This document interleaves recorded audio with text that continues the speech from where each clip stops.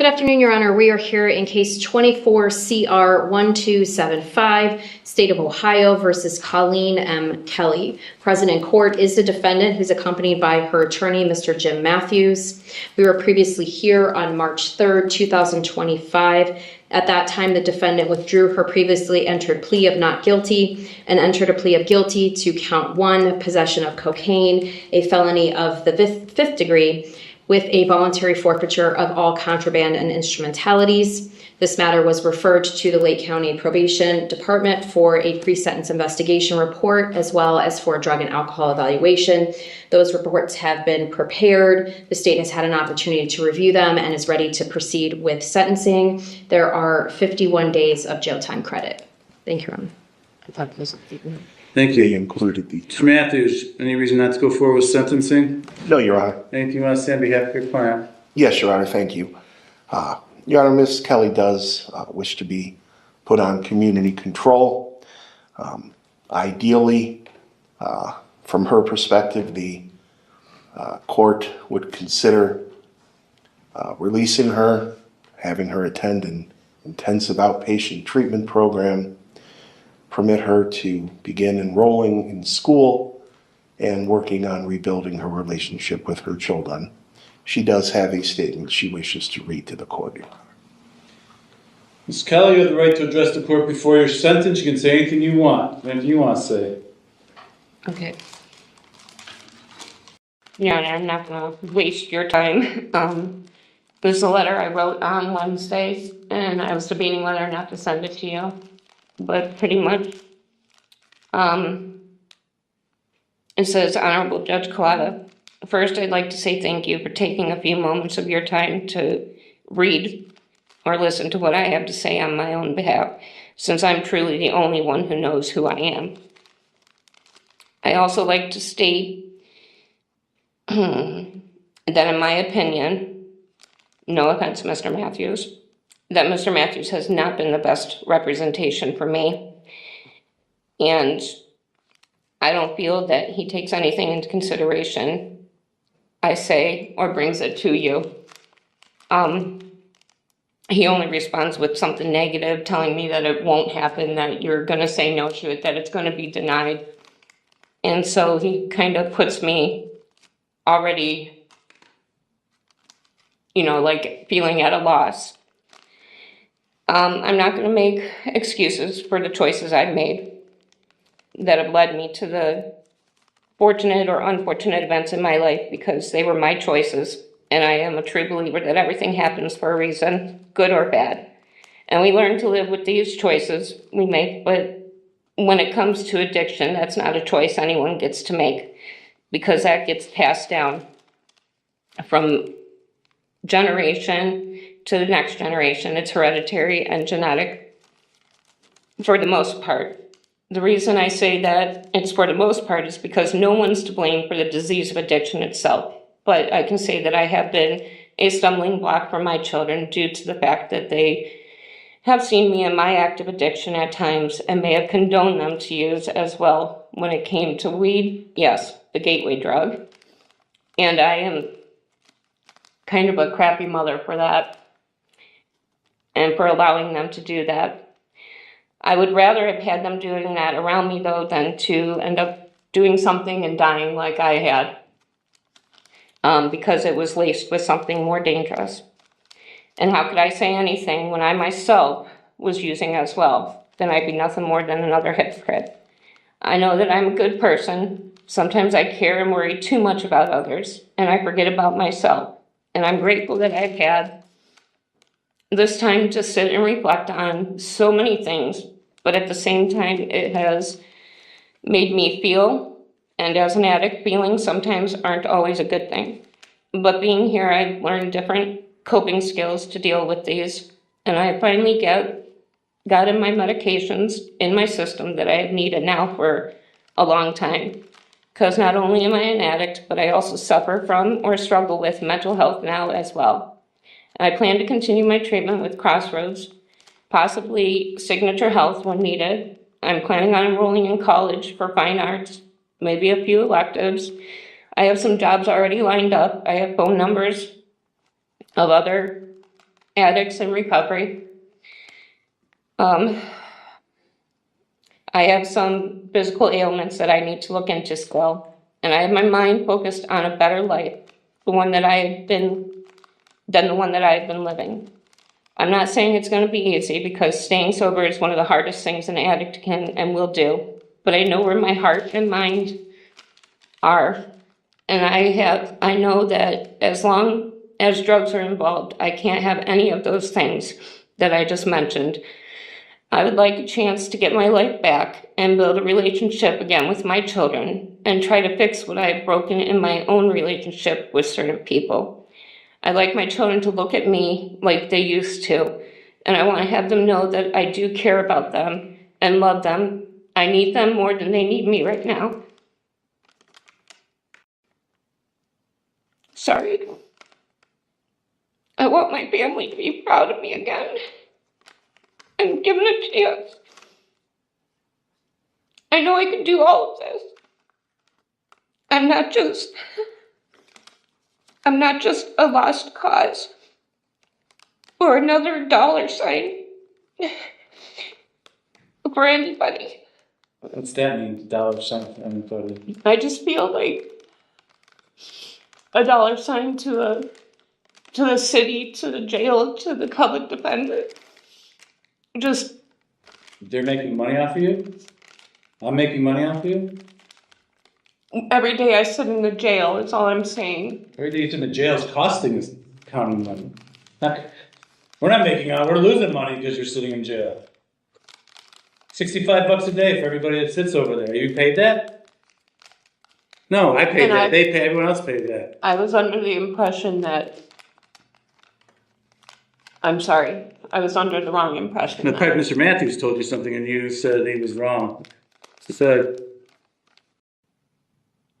I'm a strong woman with a good heart who wants to change the world and make everything good. But if I'm not good enough for myself, then I'm no good to anyone else. Thank you for your time. I'm sorry I upset you. so what are you asking for? I guess I don't know what you're asking for, Miss Kelly. I'm asking just to be given a chance to try to get my life back. So you're supposed to let you out and you're going to do that all on your own? No, I already have phone numbers of people that have told me that I could call and they would pick me up. They're in. How are you going to address the drug issue? Oh, you don't have a drug issue according to you. I do have a drug issue, yes, sir. No, he told probation. Told probation you didn't have a drug problem.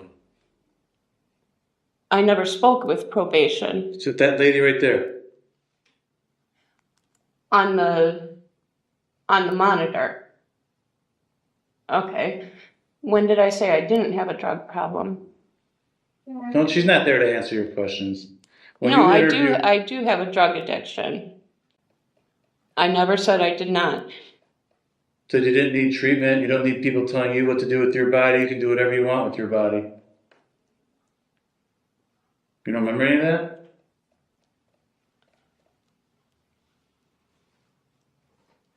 I'm not making any excuses, Your Honor. I may not have been on my medication at that time either. I have been struggling with mental health. And they finally have given me the medications and they're working.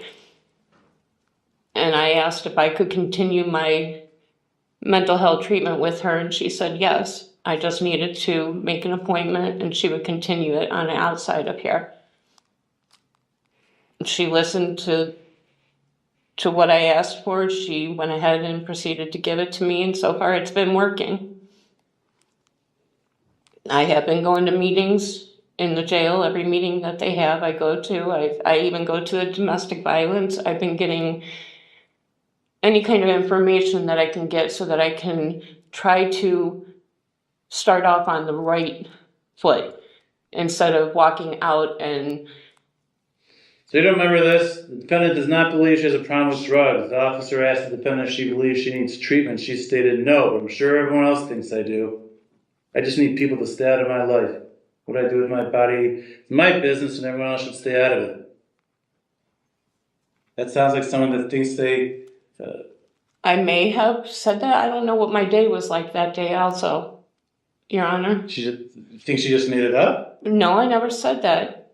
I just said I don't know what my day You had. said you may have said that. You asked me if I remembered. There's a lot of things I don't remember. Because of drugs. You're right. Because of drugs. I just said 2 years ago I did a drug that's the devil's drug, and that was meth. And I'll regret that for my whole life. You're in a position right now that you can walk out these doors and you're not going to use. You couldn't come to court sober last time you were here, and you were out and about on your own.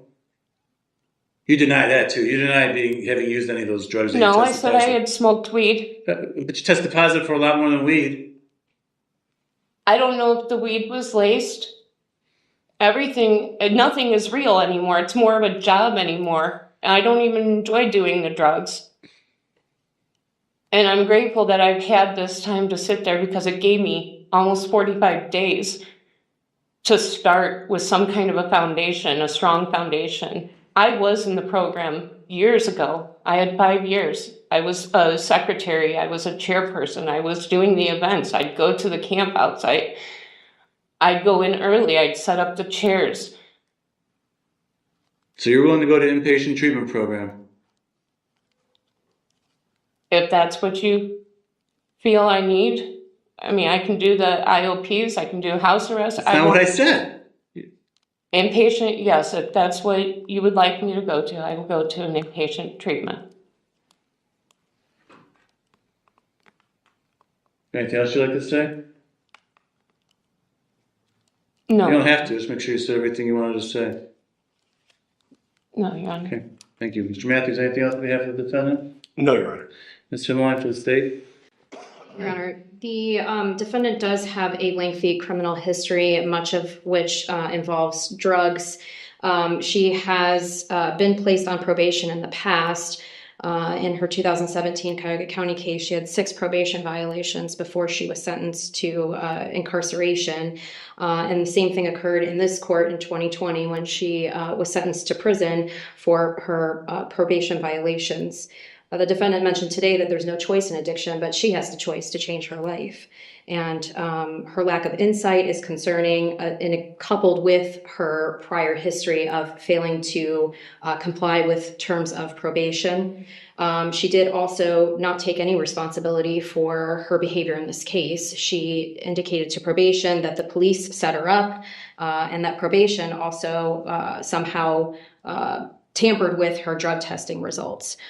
She did pick up new charges while she was out on bond on this case. She has a 2025 case with Mentor where she is scheduled for sentencing and again tested positive while she was out on bond on this case. So for all of those reasons, the state does recommend either a prison sentence or at a minimum that she be placed into NeoCap. Thank you, Your Honor.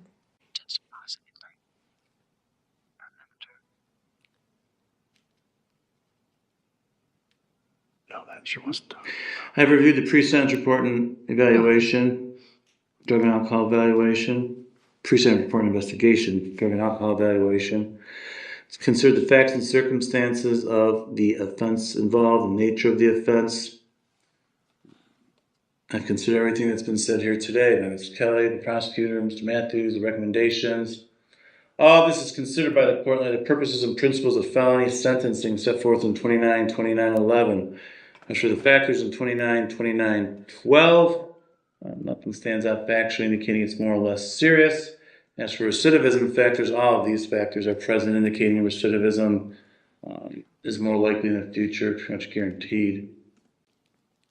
The defendant has a lengthy, very lengthy criminal history. She's served prison, multiple prison terms before.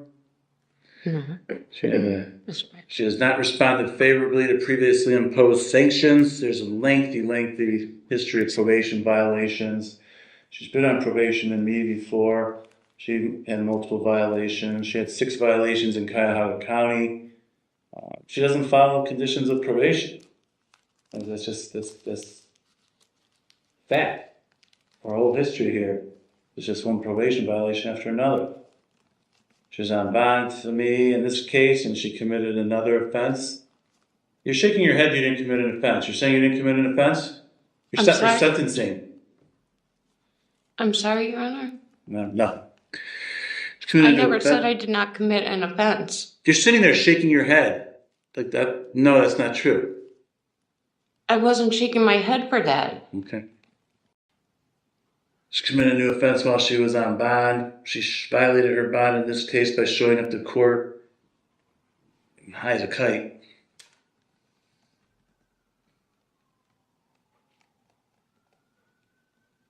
I don't think I've ever had anyone show up in the condition that she's been in before for court hearing. I wasn't high that day, Your Honor. I was told by Mr. Matthews that I did not have to go in front of you that day. So Him and my fiance both told me. So what's that mean? He said that it was just a meeting, Okay, and so- I was anxious. I hadn't been on my medications. You tested positive that day. Oh, is that what? I had smoked weed on Friday. Is that what they tampered with? Your Honor, I never said that they tampered with my. I never said that. Well, you showed your. I tested smoked weed positive. on Friday. Huh? I smoked weed on Friday, not on the day that I came in. I was anxious. I was a nervous wreck because sitting in jail does nothing for someone who's You got an tested positive addiction. for amphetamines, methamphetamines, and cocaine. It doesn't mean that that's what I did. I smoked weed on Doesn't mean Friday. that's what you did. You mean you can use one thing, which you didn't even test positive for, and it comes back positive. You told me for- that it came up positive for weed. Positive for When I brought amphetamines, it up to amphetamine- you, and know, I I'm said not it should have never come up, or I I'm said not the arguing weed with never you. came up. The fact of the matter is you used on Friday and you were on bond and you weren't supposed to use. She's not here to answer your questions, all right? She's not going to sit here like you treated her during the PSR and be rude to her and be demanding and say, I want this and I want that.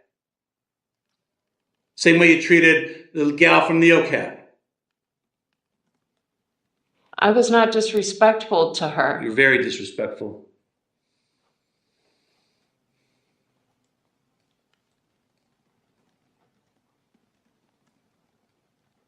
Absolutely zero remorse in this case. She actually denies committing the crime in this offense to the probation department. Those are all factors indicating recidivism is more likely. There's nothing indicating it's not. Under 292913B1, court finds defendant previously served a prison term. Prison is consistent with the purposes and principles of sentencing. Questions whether you're amenable to community control sanctions. And the fact of the matter is, you're here with us here. You deny even committing the offenses that you pled guilty to. So you came in and pled guilty, but then you went to probation and denied even doing this. You claim you didn't have a drug problem to the probation department, though you tested positive multiple times. You had a horrible attitude with the probation department. You were rude. You were questioning them. Very similar to what I you were was doing. upset, Your Honor. You gonna let me talk? I don't care about your explanations. I told you need to go there and be open and honest with them and be respectful. And you don't go in there and be rude to them and treat them the way you treated them and be demanding. You're in no position to be demanding that they give you copies of everything. That's not the way it works. I asked her for a copy, and she said I didn't have the right to have one. Right, 100% That right. it wasn't my. If it Then was you demanded my, the same thing from the gal from NeoCap. I asked for a copy. If it had to do with my information, that's public record. No, it's not. See, you're the lawyer now. You know all this. No, I'm not a lawyer. Well, that's I not didn't public go- record. Those reports aren't public record. And when they told you that you weren't going to get them, you treat them rudely and you're insistent and questioning them. That's not the way it goes. You told probation you don't need treatment. You can come in here on the day of your sentencing and change your whole tune, but you went over there, and I told you when you go over there, you need to be open and honest with them about everything that's going on. And then you show up here, again, when you know that you could be going to prison, and you change everything you said to them in terms of, now I think I have a drug problem. I do need treatment. That's not what you said to them. Nobody's going to tell you what to do with your body. You don't need treatment.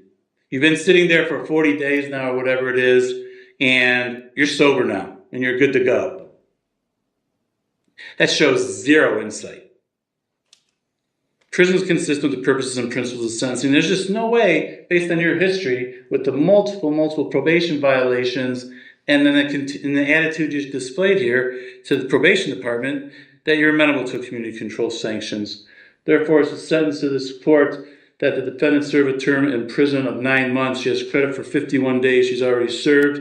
Need to advise you upon your release, you may be placed on post-release control for up to 2 years. If you are and you're violating any of those conditions, the parole authority can send you back to prison as punishment for violating their rules for another 4.5 months, the maximum being 50% of the term I just imposed.